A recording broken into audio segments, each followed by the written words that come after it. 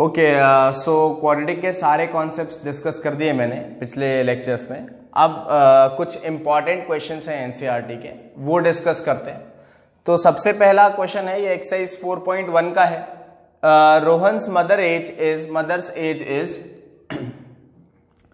26। Rohan's mother is 26 years older than him, मतलब उससे 26 साल बड़ी है अभी की स्थिति में, ठीक है। The product of their ages in 3 years from now will be 360। Okay, find Rohan and his mother's present age. अच्छी बात है। तो क्वेश्चन को हमको कैसे पढ़ना है मैं वो समझा देता हूं। सबसे पहली लाइन पढ़नी है कि भैया रोहन की मदर और उसकी एज में डिफरेंस 26 साल का है। तो हम सबसे पहले लिखेंगे let Rohan's present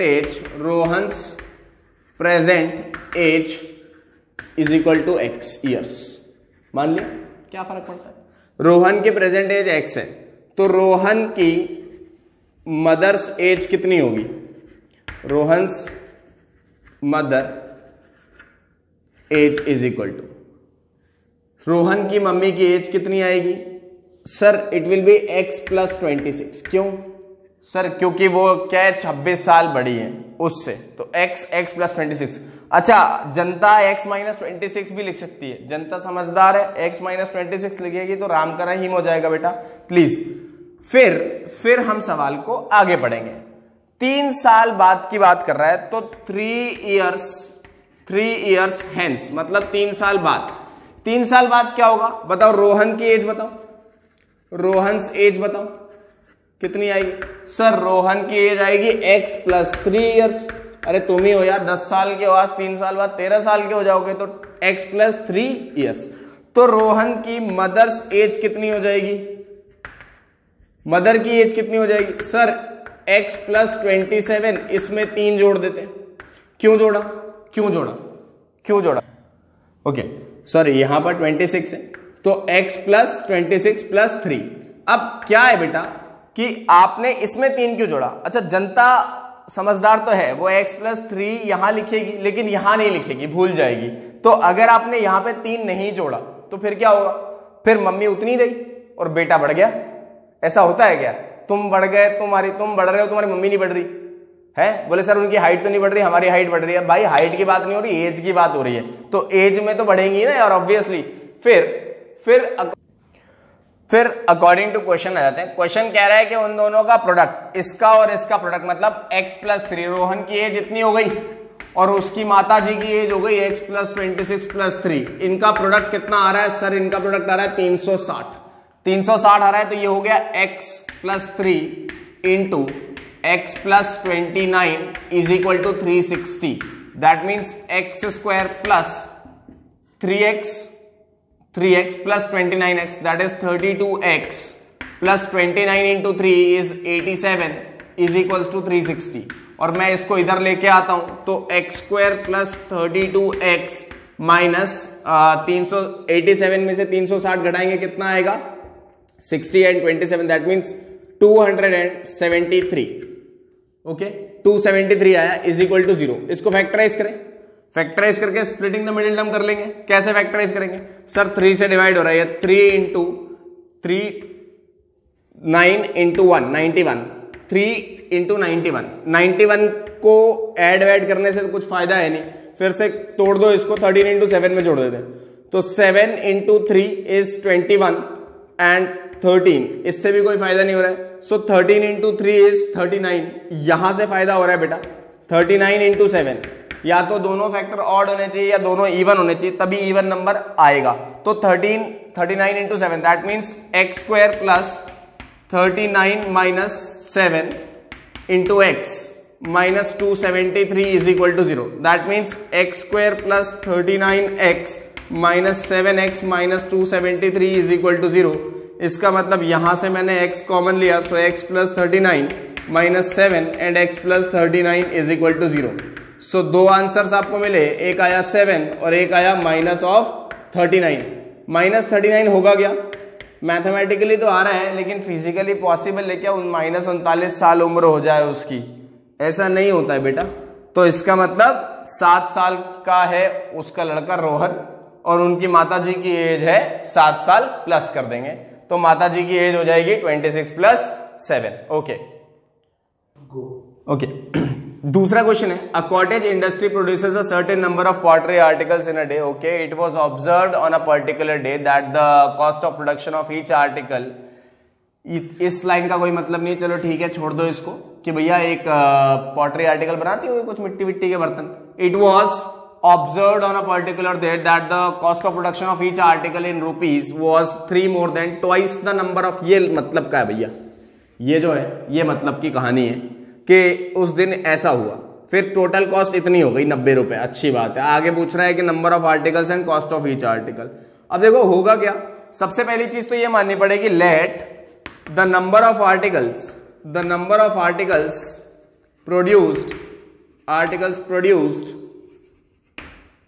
on that day is equal to x. Let it be x and cost of each article is equal to y. Let's say भैया आपने मान लिया x आर्टिकल्स बने थे और एक आर्टिकल की कॉस्ट y रुपीज थी या y रुपीज थी कॉस्ट, ठीक है। अब उसने रिलेट किया इन दोनों को, अकॉर्डिंग टू क्वेश्चन देखते हैं इन दोनों को कैसे रिलेट किया। It was observed that the cost of production of each article was 3 more than twice the number of articles। मतलब हर एक आर्टिकल की जो कॉस्ट ऑफ प्रोडक्शन थी वो 3 ज्यादा थी, 2 times the number of articles produced। That means y is equal to 3 plus 2x। और फिर वो आपसे कह रहा है कि आपको जो ये दिया हुआ है, ये 90 रुपए दिया हुआ है cost, that means x into y is equal to 90। y का वैल्यू इधर से घसीटो और इधर ले आओ, क्या आएगा, x into 3 plus 2x is equal to 90। That means 2x square plus 3x minus 90 is equal to 0। फिर से वही चीज फैक्टराइजेशन कर देते हैं। 90 इज 45 इंटू 2 और 2 को इधर उठा के 2 लिख दिया, सो 2 2 4। अभी तो काम नहीं बनेगा और तोड़ो, 15 इंटू 3 कर लो and 2 into 2, so 2 2 3 into 2 2 4 into 3 12 and 15, 12 and 15 से काम हो जाएगा यार।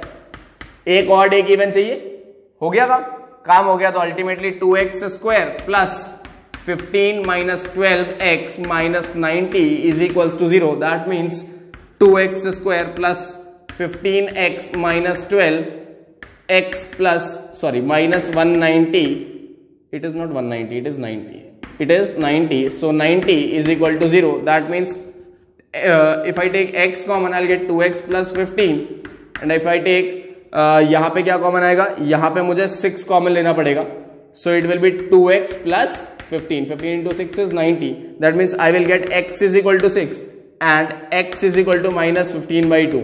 यार ऐसा तो नहीं होगा, इंटीग्रल नंबर ऑफ आर्टिकल्स बनेंगे तो x की वैल्यू कितनी आई, 6 आ गई और यहां से मुझे y की वैल्यू भी मिल जाएगी।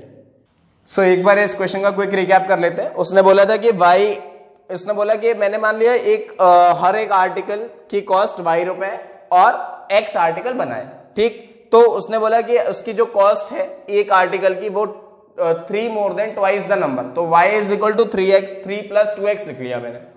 अब वो कह रहा है कि कॉस्ट ऑफ ईच आर्टिकल मतलब टोटल कॉस्ट ऑफ प्रोडक्शन का मतलब x इंटू वाई कैसा है, इसका मतलब अगर आपने एक आर्टिकल बनाया होता उसकी कॉस्ट 10 रुपए होती, 20 आर्टिकल बनाते तो 200 होती, 20 इंटू, है ना।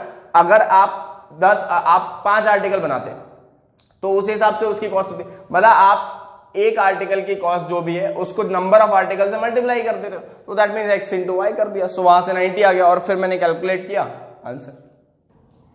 सो ये थर्ड एग्जाम्पल है, क्या लिखा है कि 2 water taps together can fill a tank in this much hours. Okay, the tap of the larger diameter takes 10 hour less than the smaller diameter.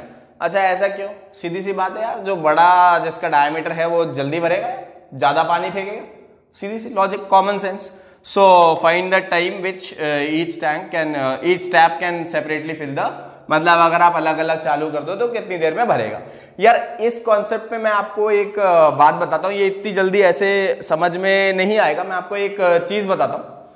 मान लो कि आप को मैंने एक टास्क दिया, ठीक है, मान लो आपको एक टास्क दिया कि भैया एक काम करना है, इस प्लेस से आपको उस प्लेस तक ले जाके ईंटें रखनी है ना, ब्रिक्स, यहां से वहां तक। तो आप ये जो ब्रिक्स है आपके पास मान लो फर्स्ट इनिशियली 10 ब्रिक्स है, तो ये 10 ब्रिक आपको 10 दिन में काम खत्म करना है, और आप ऐसे हो कि जो रोज एक जैसा काम करते हो, ठीक है, कोई भेदभाव नहीं है आपके दिल में, आप एकदम रोज एक जैसा काम करते हो, तो क्या करोगे, एक दिन में कितनी ईंटें रखोगे? सर इसमें क्या है, एक दिन में एक ईंट रखूंगा, 1 brick at a time, at a day. हर दिन एक ब्रिक मैंने इधर से उठा के उधर रख दी, अच्छी बात है, वेरी गुड। फिर अगर ये ब्रिक 10 ना होती, 5 होती, और आपको ये काम अभी भी 10 दिन में करना है, क्या करोगे? सर क्या करूंगा, ईंट के टुकड़े करूंगा, 5 ईंटों के टुकड़े किए आधे आधे, और 1/2 हिस्सा हर बार मैंने यहां रख दिया। फिर अगर ये ईंट 5 ना होती, मान लो 5 ना होती, एक ही होती, तो क्या करते? तो इस ईंट के 10 टुकड़े करता। सर ईंट तो टूट जाएगी, फिर काय का काम कर रहे हैं? अरे ईंट टूट जाएगी, मान लो हमारे पास ऐसी टेक्नोलॉजी है जो वापस ईंट को जोड़ देंगे यार, ठीक है, इतना बुरा मत मानो किसी चीज का। मान लो एक ईंट है, उस ईंट को आप तोड़ोगे 10 बार, 10 हिस्से कर दिए, 10 बराबर हिस्से करने के बाद आपने वहां ले जाके रख दिया रोज एक एक टुकड़ा।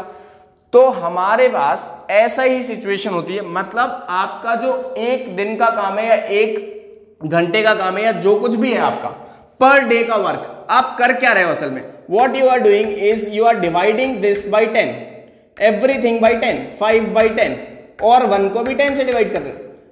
इसका मतलब आपका जो वर्क है, जो काम है आपका, आप उस काम को हर बार 10 से डिवाइड कर रहे हो। जितने दिन में आपको काम खत्म करना है उससे डिवाइड कर दोगे, रोज उतना काम करोगे, कहानी खत्म।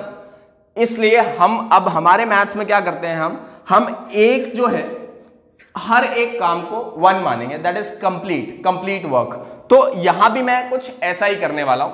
मान लूं कि इस टैंक को भरने में एक छोटा वाला जो डायमीटर का टैप है वो x घंटे लगा रहा है और बड़ा वाला y लगा रहा है, तो उसको शुरू करते हैं। आई थिंक ये एग्जांपल आपको समझ आ गया होगा। Okay, so let's see, let the tap of the smaller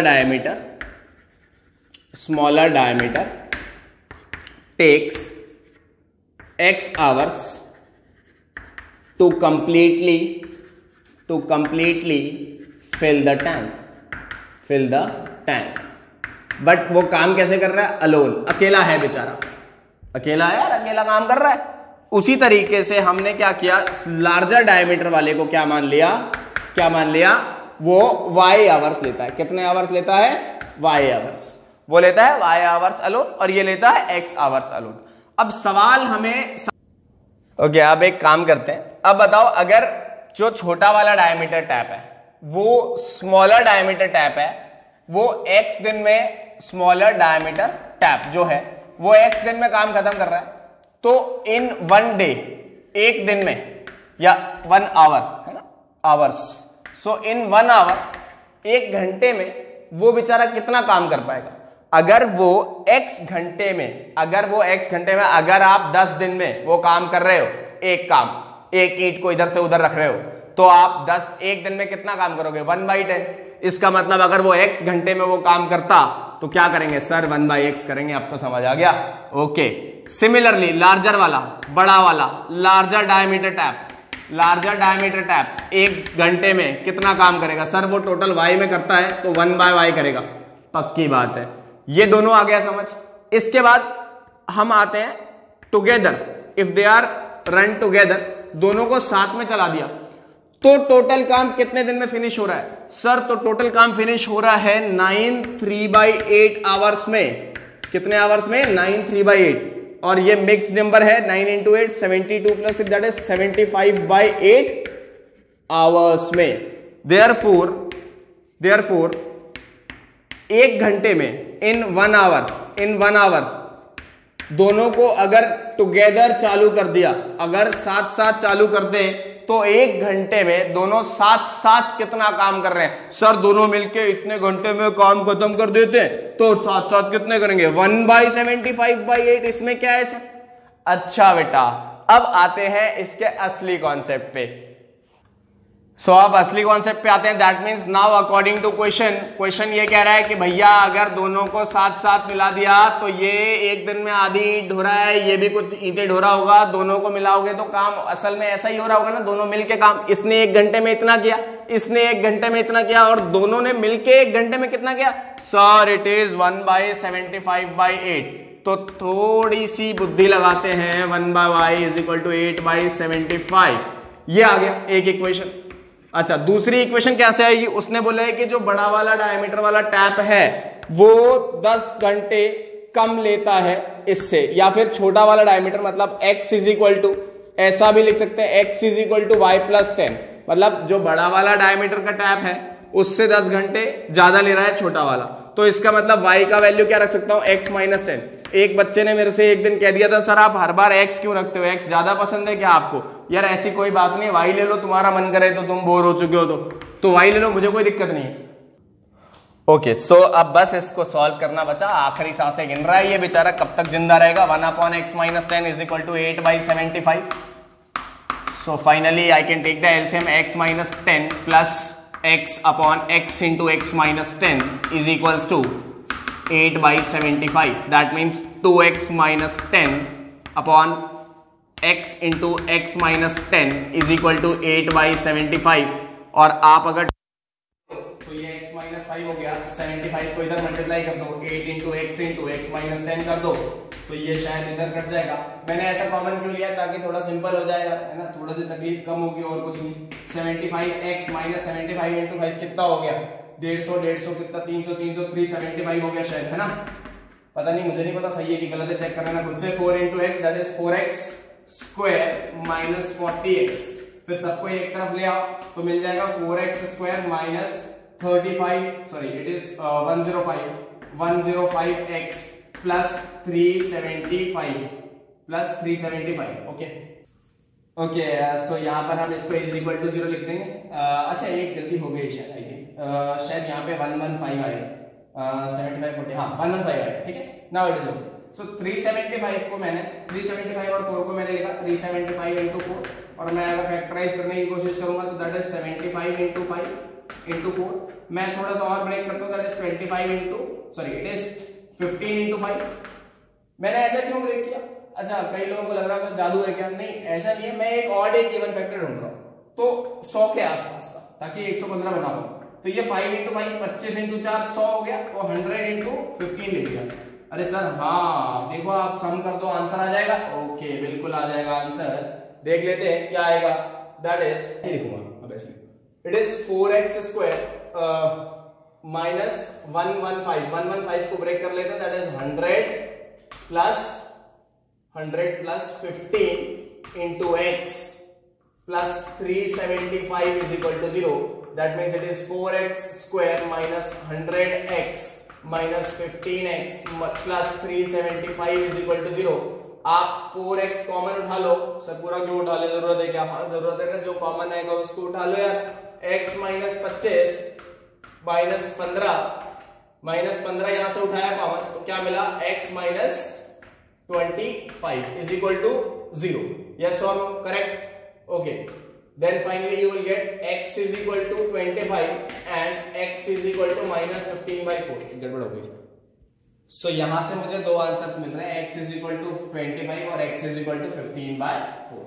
अब दोनों ही आंसर लिए जा सकते हैं। बच्चा यही सोच रहा होगा, सर दोनों आंसर ले सकते हैं, ले तो सकते हैं, पर सर अगर एनसीईआरटी के पीछे देखेंगे तो आंसर सिर्फ ये दिया हुआ, ये नहीं दिया हुआ। इसका कारण है बेटा, इसका कारण ये है, अगर मैं तुम्हें पीछे लेके जाऊं धीरे धीरे, इधर देखो, इधर।